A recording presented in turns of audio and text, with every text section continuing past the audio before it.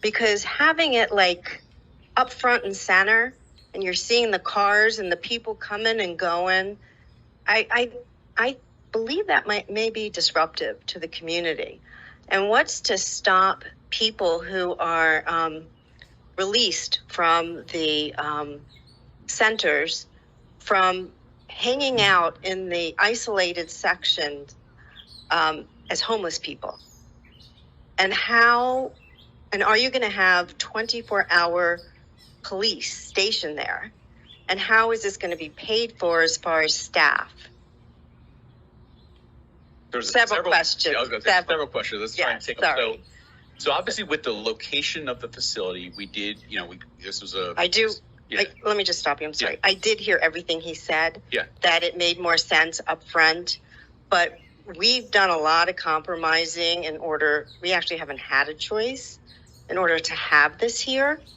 And my fear is that it's going to really poorly affect our house price, our community. It's going to bring it down. And if it was out of sight, out of mind, I think you would have a better, I'm sure that there are ways that you can build up.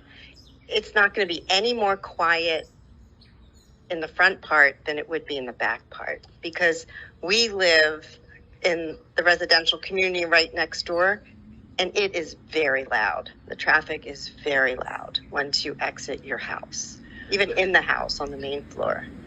Thank you for that question. Sorry? Number one, I would have felt the same way if I were you. No question about that. But let's look at what we did. Currently, that 7 block with all those buildings that are in it are a lot more depreciating factor for your home than anything else. Let me respond. Let me please respond. You could see all those buildings. The building that we are designing looks like a townhome, like a townhouse.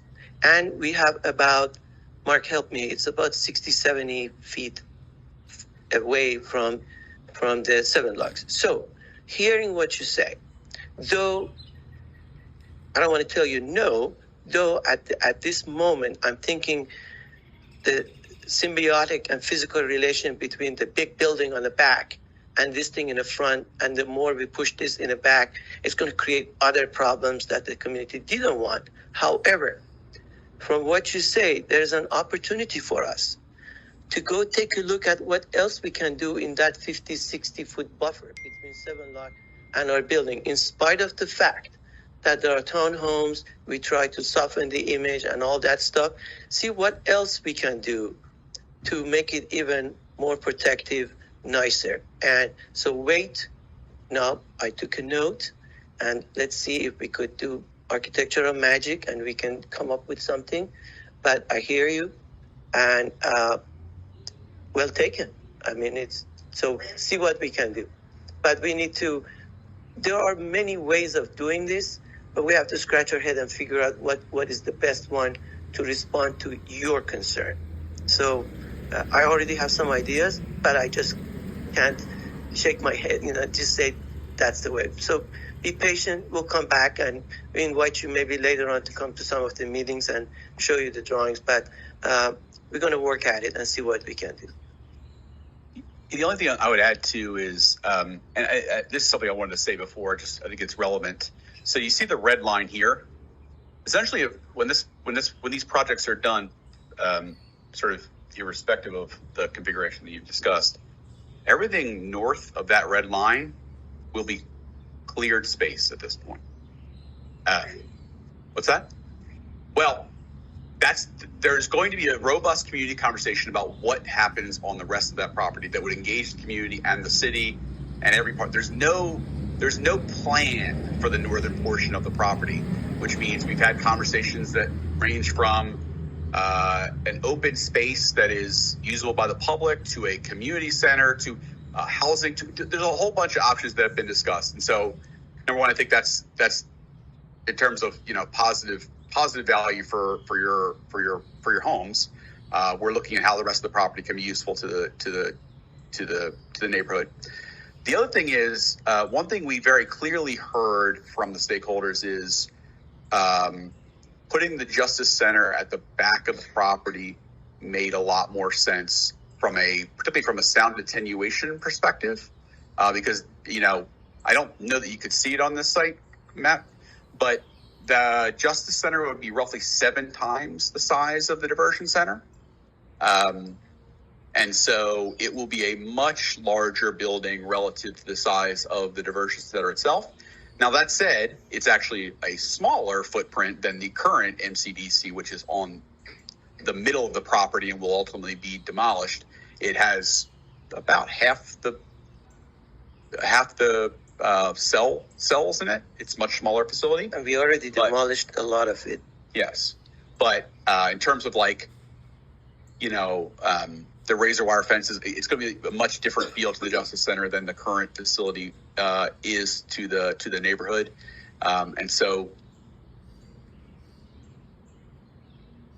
I appreciate Hamid's answer, and I think I'll leave it at that. But I want to say there were several other things that we heard from the Seven Locks Alliance members who participated in the stakeholder group that sort of influenced the way it's currently laid out.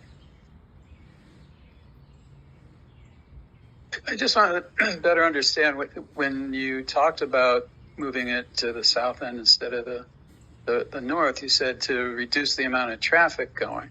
But how does that help anything? I mean, the traffic, I've never seen a building. The only building I've ever seen all the time I've driven by is the jail building. I see it from the highway. Don't see anything going down. So I don't know what you mean when you say this is that we see all these buildings now. Unless you drive in that.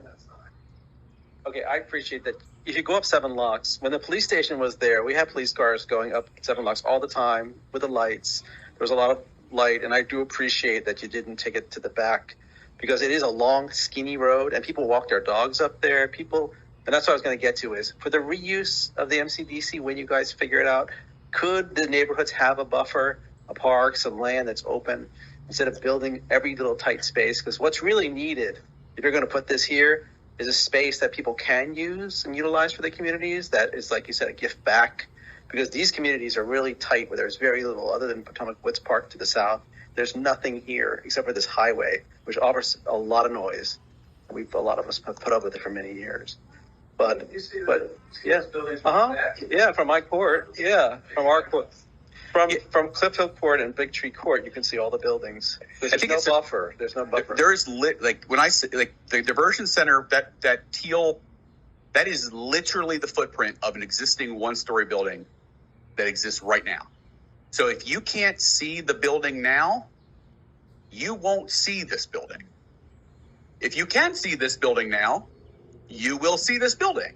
It's literally it's using the footing of the existing building. And so it will not, it's no larger. It's the exact same space. So if you don't see a building now, you will not see this building, particularly because, as you can see here, and was referencing already, we're going to put in more trees and more.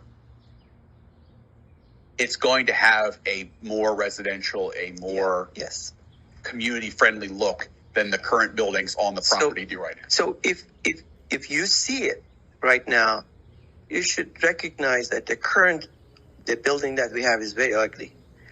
But we're going to replace it. Now think about it.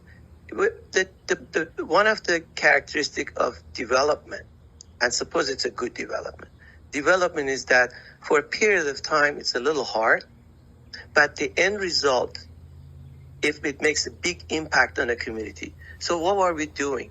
We are unplugging some nice, good functioning, not good looking building, MCDC and the other building out, and we're creating nice architecture at the head. And we are creating opportunity now for the community to think with the county that what could go there. So that's an opportunity. If we don't do this, that opportunity would never happen. So it's a good thing, in my opinion. And if you already don't feel anything, boy, by then you won't even feel at all. You don't, because now we are at the mouth of the Seven Locks and people come in and go out, and there's nothing inside the community. You don't feel anything. I walked that community a lot. I saw a lot of, I didn't knock on any doors, but I looked at the building, look at the community, how it works, how quiet it is, just to get a feel of it, because you got to respect that. And I think we did that to the degree that we could in order to respond to the project. And one last piece of your question is for I will not decide, nor will the county decide unilaterally what will happen on the northern portion of this property. It is going to be a community conversation involving everyone in this room. It's going to involve the city and city council and mayor.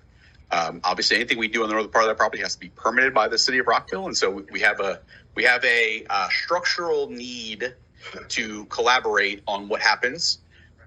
I personally, I think it would be great for an open green space, but I know others feel a community center would be great. I know others feel that they'd love additional housing options. It could be a combination of any number of those things. And so the northern portion of the property obviously is substantial. There's a lot you could do on it. And obviously, I think that, again, we're recognizing that in order for that northern portion of the property to be usable, not only do we have to build the diversion center, we have to build the justice center, and then we have to demolish, we have to transport everything over from the existing facility to the justice center, and then we have to demolish the existing MCDC site. Then it's restored back to usable again, at which point whatever comes next can be built, designed, whatever. And so this is a multi-year process, and I just wanted to express that no conversations absent the community are occurring at this point. None will occur absent community conversation as well. So I just want to make that very clear.